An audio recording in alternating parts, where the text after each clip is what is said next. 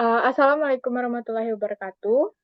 Perkenalkan, kami dari kelompok 1 yang beranggotakan saya sebagai ketua, saya Lisyali Anggraini sebagai ketua, dan anggota saya Mareto Sinarta Alam, Ikram Sani Pangestu, Teguh Prasetyo, dan Misha Lemita.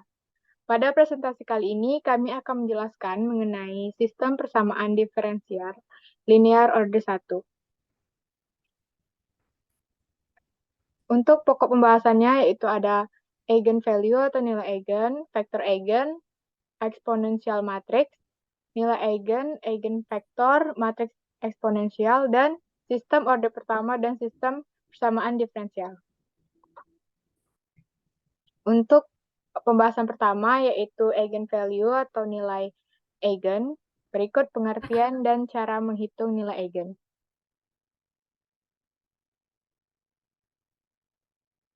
Eigenvalue atau nilai eigen adalah skalar yang memenuhi persamaan berikut, yaitu A dikali X sama dengan lambda X kali A, sama dengan lambda kali X.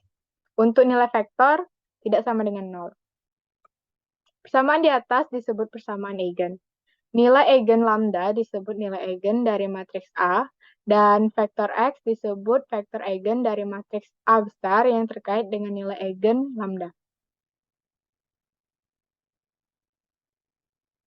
Contoh cara menghitung nilai eigen itu sendiri yaitu di sini ada matriks A, matriks 2 kali 2. Persamaan karakteristik dari matriks A adalah determinan 2 dikurang lambda pangkat 2 sama dengan 0. Dan solusi dari persamaan ini adalah lambda sama dengan 2 dan lambda sama dengan 2. Untuk menghitung vektor eigen, digunakan persamaan A dikali X sama dengan lambda kali X. Jika disubstitusikan lambda 2, maka persamaan 2x sama dengan 2x. Maka solusi dari persamaan ini adalah x, yaitu matriks 1 kali 1 yang bernilai 1 dan 1. Jadi nilai eigen dari matriks A adalah 2 dengan vektor eigen 1 matriks 1. Jadi nilai eigen adalah skalar yang jika dikalikan dengan vektor eigen, maka akan menghasilkan vektor eigen yang sama.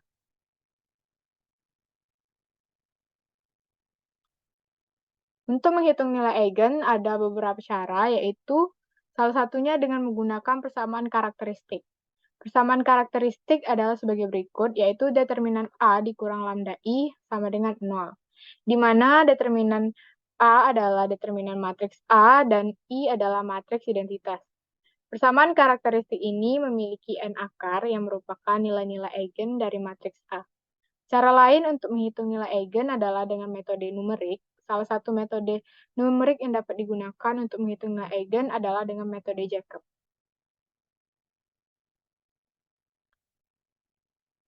Untuk pokok pembahasan yang kedua ada eigenvektor, ada pengertian dan cara menghitung vektor eigen.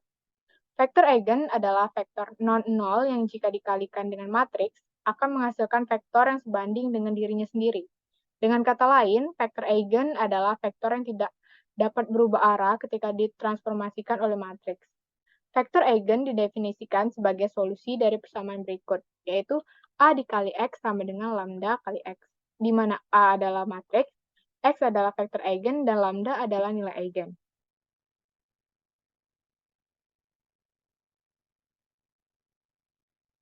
Untuk menghitung vektor eigen, salah satu yang paling umum dengan menggunakan persamaan eigen. Persamaan eigennya itu seperti dapat dilihat, yaitu determinan AX dikurang lambda kali X sama dengan 0.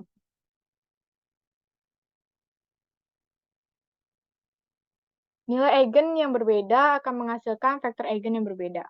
Dapat dilihat pada matriks A, matriks 2 kali 2 dengan nilai 2, 1, dan 3, 4.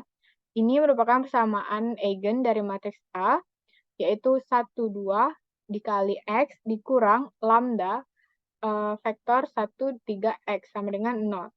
Ekspansi matriks ini menghasilkan persamaan berikut, yaitu 1 dikurang lambda kali X ditambah 2X sama dengan 0. Ya, dapat diketahui bahwa nilai X-nya itu lambda dikurang 1 per 2. Jadi, matriks A memiliki dua nilai eigen, yaitu lambda sama dengan 1 dan lambda sama dengan 2. Vektor eigen yang terkait dengan nilai eigen lambda sama dengan 1 adalah X 1/2 atau setengah, sedangkan vektor eigen yang terkait dengan nilai lambda sama dengan 2 adalah X sama dengan 3/2.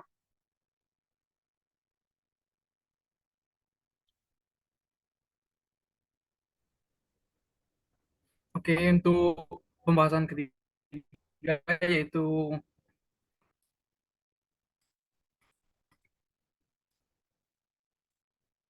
tentang matriks eksponensial, di mana matriks eksponensial adalah operasi yang menghasilkan matriks baru dari proses perkalian matriks aslinya. Di sini kita perlu mengkalikan atau melipatkan matriks asli dengan dirinya sendiri sebanyak n kali sesuai dengan yang dibutuhkan. Untuk menghitung matriks eksponensial ada beberapa cara. Yang pertama, secara langsung, yaitu dengan menghitung A pangkat 2 atau matriks A dikali matriks A. Di sini dicontohkan dengan nilai matriks A-nya adalah 1, 2, 3, dan 4. Lalu dikalikan matriks A dikali matriks A, yang mana dengan nilai 1, 2, 3, 4 dikalikan dengan matriks yang bernilai dirinya sendiri. Sehingga hasil perkaliannya nanti akan menjadi 9, 14, 27, dan 32. Lalu cara yang kedua adalah ekspansi deret Taylor. Ekspansi deret Taylor adalah persamaannya dapat dilihat pada gambar ini, di mana eksponensial matriks A sama dengan sigma K sama dengan 0 hingga hingga hingga dengan operasi 1/n faktorial dikali A pangkat K. Untuk menghitung matriksnya, maka A pangkat 2 sama dengan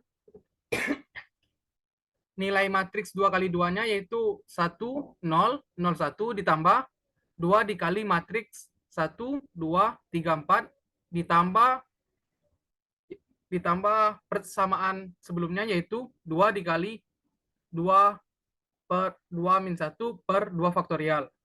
Dikalikan matriks dirinya, yaitu 1, 2, 3, 4, dan dikalikan dengan matriks dirinya lagi, yaitu 1, 2, 3, 4. Sehingga hasilnya nanti akan menjadi 9, 14, 27, dan 32.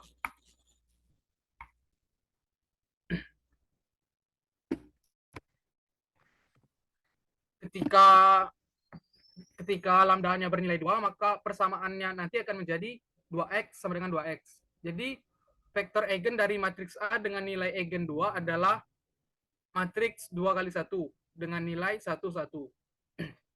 Lalu untuk langkah kedua adalah menentukan eksponen matriks A dengan persamaan berikut.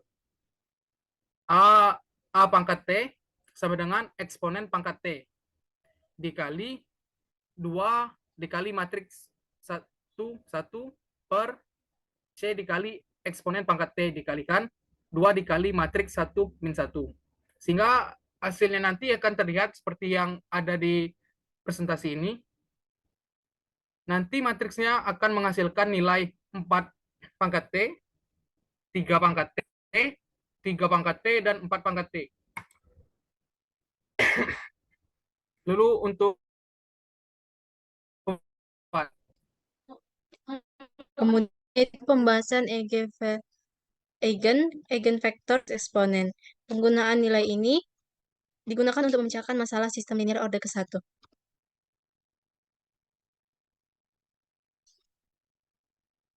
Untuk memecahkan sistem persamaan linear order pertama, dapat menggunakan nilai eigenvektor dan eksponen matriks. Definisi sistem persamaan linear order pertama dalam bentuk matriks yaitu dx per dt sama dengan ax, di mana nilai x adalah vektor state seperti x, y, dan z, dan nilai a adalah matriks koefisien dengan nilai-nilai konstan.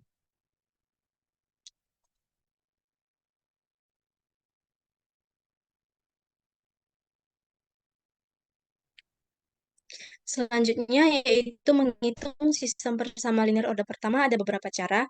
Yang pertama, Mencari nilai eigen dari matriks A. Ini adalah akar-akar karakteristik dari matriks A dan dapat ditentukan dengan menyelesaikan persamaan determinan, yaitu determinan A dikurang lambda I sama dengan 0, di mana lambda adalah nilai eigen dan I adalah matriks identitas. Yang kedua, setelah ditentukan nilai eigen, cari vektor eigen yang sesuai dengan masing-masing nilai eigen. Ini dapat dilakukan dengan memecahkan sistem persamaan linear, yaitu A dikurang lambda I dikali V sama dengan 0, di mana V adalah vektor eigen yang sesuai dengan nilai eigen lambda. Yang ketiga, bentuk matriks diagonal D yang berisi nilai eigen di diagonal utama dan matriks inverse P yang berisi vektor eigen dalam kolomnya. Matriks A sebagai A sama dengan PDP inverse. Dan yang terakhir adalah menggunakan eksponen matriks A untuk menyelesaikan sistem persamaan linear order ke-1. Persamaan penyelesaian sistem persamaan linear order ke-1 adalah X, di mana XT adalah solusi sistem persamaan linear order ke-1 dan X0 adalah sistem awal.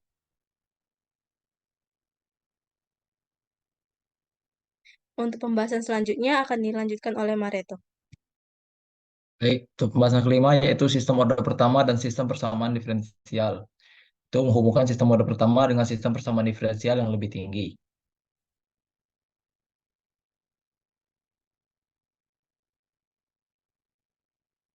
Sistem order pertama dan sistem persamaan diferensial. Sistem pertama, diferensial order pertama adalah sistem persamaan diferensial yang ditulis sebagai berikut, yaitu dx per dt sama dengan fxt. Di sini, x adalah vektor state, t adalah waktu, dan fxt adalah fungsi yang menggambarkan bagaimana vektor state x berubah seiring waktu. Ini adalah sistem persamaan diferensial order pertama karena hanya mengandung turunan pertama terhadap waktu.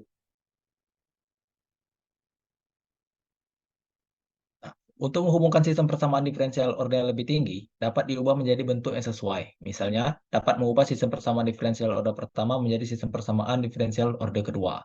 Dengan contoh sistem persamaan order pertama yaitu dengan dx per dt sama dengan fxt, dengan sistem order keduanya yaitu d kuadrat x per dt kuadrat sama dengan g dikali x dx per dt dikali t. Dalam sistem order kedua, dimiliki turunan kedua dari vektor state x terhadap waktu. Fungsi gx dx per dt kali t adalah fungsi yang menggambarkan bagaimana percepatan vektor state x terhadap waktu tergantung pada posisi x, kecepatan dx per dt, dan waktu t. Untuk mengaitkan sistem order kedua ini dengan sistem order pertama yang awal, dapat dimanfaatkan hubungan antara kecepatan dan perubahan posisi. Di sistem order pertama, yaitu dx per dt adalah kecepatan, sedangkan dalam sistem order kedua, d kuadrat x per dt kuadrat adalah percepatan.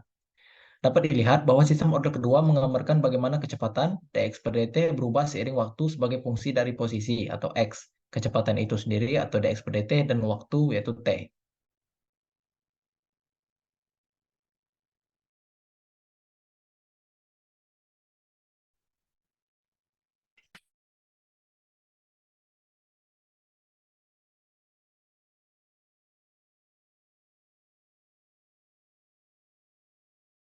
Baiklah, sekian presentasi dari kelompok kami. Bentar ya, Ikram aja nutup.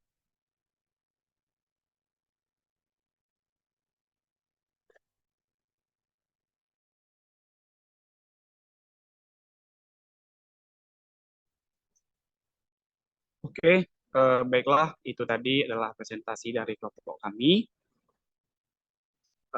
Mungkin cukup sekian presentasi kami.